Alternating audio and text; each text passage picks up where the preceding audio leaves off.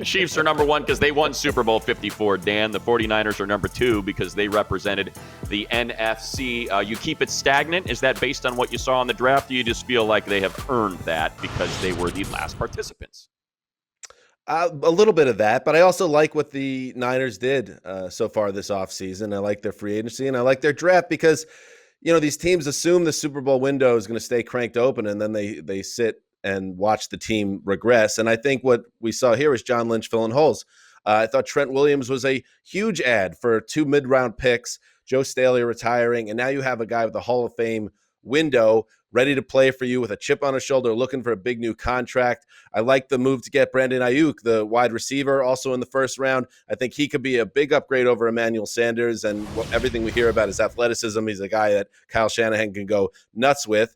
And Javon Kinlaw, he was the first pick by Lynch, and I think he might not become DeForest Buckner, but he plugs that hole. So I think they plugged all their holes, and they have plenty of upside to make another run at this. I think it's interesting to see how they traded with the Colts, obviously, to get that second first-round pick. And then picking Kinlaw fills a need he can develop in that spot. And by the way, they also got the chance to sort of stick it to the Atlanta Falcons, who are rumored to be wanting to trade up for Kinlaw. So they got to see, a little bit of Kyle Shanahan giving it to his old team. A little interesting little nod there. And then also getting your wide receiver in the first round. And by the way, I think we maybe like Ciabatta Brett, just to put it out there. That's nice. I would say, what do you want to see from a Super Bowl participant or a team that is elite? You're going to have free agent departures. That always happens. And how do you replace those holes? So Joe Staley retires, Trent Williams, Emmanuel Sanders signs as a free agent elsewhere. Brandon Ayuk, who, by the way, is kind of like a Deebo Samuel clone. That comparison is made. If you've watched Arizona State football, you understand that. You're going to see a lot of pre-snap motion with Ayuk there and Deebo Samuel, and that's a big headache for defenses. And also Robert Saleh continues his defensive rotations, fresh bodies along that line, making it a nightmare. And anytime you have Nick Bosa as the best player on that line, it's going to make things a lot easier. So, wow, we have a unanimous agreement here with our first chat. Who would have ever guessed that would happen? Let's see if we can get... Yeah, maybe in a post-COVID-19 world, that's how this is always going to be now. Probably not, because you have the Cowboys up 7 spots. I knew that would get you mad. Why'd you make that move? Why such a big jump for the boys? I guess I just got sucked in by how good this offense could be and how that might stack up in the rest of the NFC East. CeeDee Lamb maybe wasn't their number one need, a wide receiver, but God, he falls to them in the mid-first round, and now you have an offense that is just otherworldly potentially with Cooper, Lamb, and oh, by the way, Michael Gallup quietly 1,100 yards last year. You have Zeke Elliott, one of the best running backs in the league. Dak Prescott, when things are set up right around him, can perform like a top 5 guy. I just think this team's going to score a ton of points, and any negatives that they have, which is maybe a suspect defense, I get that. How many of these other teams in the NFC East are going to be able to keep up with this Cowboys offense, which I think is going to be humming all season long if they stay healthy? I like what you're saying about the Cowboys in terms of in the NFC East, but if you're talking about winning playoff games, you're going to need some corners. And while they did get a corner in the second round, you need depth at that corner position. And I don't really know where they're going to get that production from. I'm a little worried about their safeties and kind of their defensive backs as a whole. So that's my only pause right there, because the Eagles are still in the division. They're still there. Yeah, I think, look, I like their draft. I think it's one of the best draft classes, and just, we're going to get to that in the next segment. But, CeeDee Lamb is special. The offense is going to be special. You said it with Amari Cooper and Lamb, and of course, Zeke Elliott. But I don't know what's happening with Dak. Remember, they have not done this long-term extension yet. He's on a franchise tag. He doesn't want to be on a franchise tag. Reportedly, there's a big gap between what he wants and what they're offering. And that means we don't know if he's going to be in training camp. We don't know kind of how that's going to reverberate through the team. So until I kind of get settled there, and again, I agree with you as well, Cynthia, about the issues on the back end. Diggs is a nice corner, and that's tremendous value in the second round, but that's still a rookie corner, and they still lost Byron Jones. So I think there's still enough questions that for me to kind of suggest here's a team that has a shot based on being ranked number 7. I think it's what you had them at number 7. Has a shot at, a championship round berth. So just not quite there yet. I think they'd be a little bit of a leap of faith. Sure. I'll And give you look, that. I grant you that. that's what you got to do, right? That's what you have to do at this time of the year. But I think they would be better served in this particular board that we are going to show rankings 9 through 16, our second quadrant, which you see here Steelers, of course, with the return of Big Ben, assuming that happens from 16 up to 11. The Texans slide 7 spots back to 16 after the trade of DeAndre Hopkins. But Dan, Dan and Cynthia, let's get started. The two of you just kind of weigh in on the Colts and that big move after their big free agent signing of Phillip Rivers in the offseason. Dan, why don't you start us? I just love everything about where the Colts are heading right now. I think they and the Titans are the two best teams in this division. And the Michael Pittman Jr.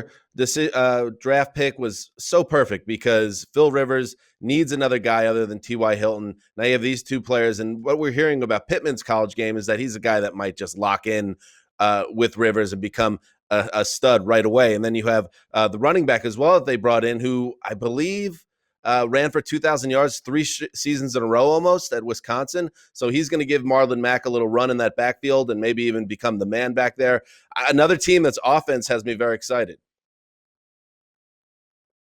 Look, I'm with you on the Colts, and I think it's totally between the Colts and obviously the Titans for this division. I think it's probably the Colts to lose. I was just shocked. I'm kind of still stuck on the fact that you have the Texans as 16. That means they're exactly like the average team. No way. I don't like that at all. So I like where you have the Colts. I don't know about the Texans, though. You see the draft class here. You mentioned Michael Pittman and Jonathan Taylor out of Wisconsin. Some fumble issues that I think are a bit disconcerting. That's why Taylor slipped, even with all that production. But a great athlete. Pittman is awesome. I'm not saying he's, I don't think Mike Williams is the right comparison, but just a big receiver that wins a lot of those 50-50 balls while also being a polished route runner. So that's going to be a nice fit. But I think the biggest key for the Colts is, you talked about this post-COVID world. At least Phillip Rivers is a free agent, doesn't have to learn the offense. Nick Sirianni, their OC, was the wide receivers coach in San Diego and LA with Phillip Rivers. And Frank Reich, of course, was his OC back in 2014 when he made a Pro Bowl in San Diego. So there's that familiarity that other free agents are going to have to figure out. Tom Brady with, the Buccaneers, and obviously they'll adapt to make Tom comfortable. But I think that's a key that maybe isn't mentioned enough, that without a lot of time to spend at facilities and getting to know your teammates, at least it's a system that Phillip Rivers knows. And speaking of Tom, let's just shift right to that then, Dan, and the Buccaneers and them moving up for obvious reasons. The disrespect you put on the Bucs will not age well. Let's calm down here. I have them at number 12 DHG, and this is a non-playoff team last year. And Tom Brady, they're a fascinating team. Let's admit it. I mean, Brady and Gronk together. But then I think to myself, well, all right, Tom Brady. I know you think now that he's on a new team that he's going to be, Brett Favre in his first year in Minnesota. But there's also a chance that Tom Brady is just in a decline that's not going to get any better. And in fact, he could get worse and slower. And same thing with Gronk, who is exciting as it is. And I'm sure he's going to be in great shape. Does his body have the ability to hold up over the course of a full season? I don't know about that. So while these are exciting moves, and I like their move to get the left tackle early in the draft, that's smart too. This is a win now team. There's also plenty of reason to have some doubt about the Bucs. I'm not going to put them in the top 10 because they have a 43-year-old quarterback now. Not going to do it. I think it's. Go ahead, Cynthia. Oh, I was going to say, it's not like they're going to need Gronk to play the full complement of snaps anyways. You have Mike Evans. You have people who are already on the team that weren't there before who suddenly get a ton better in this situation. You address the tackle position. You pretty much create the opportunity for Tom Brady to run the exact type of offense that he likes, which is really one where there's short passes mixed in with some strategic deep passes whenever they work out. Nice sip of coffee there, Zeuser. I'll just quickly add. Java. Remember, Old salami needed his Java. Unless you think that the Saints aren't going to win this division, then that's the perfect spot for them as one of the wild card teams. I mean, that's the range where wild cards should be put in versus division winners that'll end up with a home game in the postseason. So, Cynthia, let's go to the other side of that. Brady leaves New England. Of course, Gronk not only left New England the season prior, but returns to Tampa instead. What about the Patriots at 15? How do you feel about that ranking? Well, it has to be right now, so it does make sense to put them at 15, although I don't think we're done seeing them play chess with us in terms of the quarterback position, right? We saw, okay, I guess right now it's Jarrett Stidham, and then you've got Brian Hoyer, and then you go back to the Michigan State well, and you pick up a free agent of Brian Lewerke, who is probably not someone I would imagine is widely considered a starter. The interesting also elements of this is the Patriots, they have a lot of needs. They need to retool part of their defense. They had a lot of departures. The interesting note there is, how do you create the right system for a rookie quarterback or first year starting? It's not a rookie, Jarrett Stidham, but it'd be his first time really starting. You have to have a good defense. That's really the way to help your quarterback out, whoever it is. I think it's high. They look old. They look slow. And I think that is a ranking that's just respect to Belichick, right? It's like, hey, you always do great things, so I'm gonna give you this respect. I loved Stidham 2 years ago. I thought he was the best thrower, best looking thrower at the combine. So I have faith that they see something there. But at the same time, it just seems like, man, they got a lot of needs on that team. According to our man, the Zeuser, you see the Rams, again, just outside of the playoff picture at number 17. That is down 3 spots. The Raiders jump up a couple spots to number 20. And you see the Broncos managed to slip a little bit to number 21 there, followed by the Jets and the Chargers. So let's 25 to 32. And Dan, let's go with the Bengals, up from 31 to 27 after landing Joe Burrow number 1 overall. Doesn't it feel like daybreak has arrived for Cincinnati? And Burrow is obviously the center of all of that. And this idea that this guy can come in and be an instant impact player, the guy that with his attitude and his ability could change this team. And then T. Higgins with the first pick in the second round is exactly what teams should do. And that's why I've been getting on the Jets for how long they waited with Sam Darnold to get a young impact wide receiver. You pair a young quarterback with a young wide receiver and let them fly and grow together.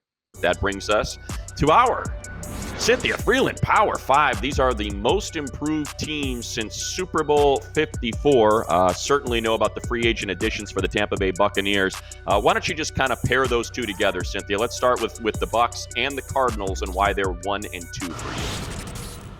Well, it's really all about their free agency, right? Bucs got Tom Brady and Rob Gronkowski, and then they had a nice draft to supplement it. And then that same sort of theme, right? The Cardinals get DeAndre Hopkins, which is a monstrous addition to their team, and they pretty much got him for a song. So it was a really nice trade on their side of the trade. And then to bolster his efficiency, they really reinforced the O-line. And then, oh, by the way, this is the type of person that, Kyler Murray, this is the type of offense they want to run, high passing volume, really kind of make sure that everything in their passing game goes well.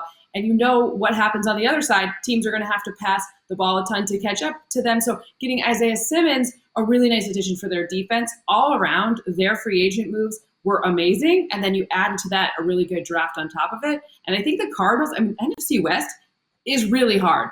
NFC West, very, very hard. Same thing with the NFC South, but West as well. Yeah, and just kind of quickly hearkening back to our conversation at the start of the show, the Cowboys this year, they play the AFC North and the NFC West. So not an easy road for them to hoe just from opponents. Yeah. Let's go to one of our favorites, the Buffalo Bills, because we know they have some of the most passionate fans, is how to euphemize it here when it comes to where we put them in our rankings. Bills Mafia!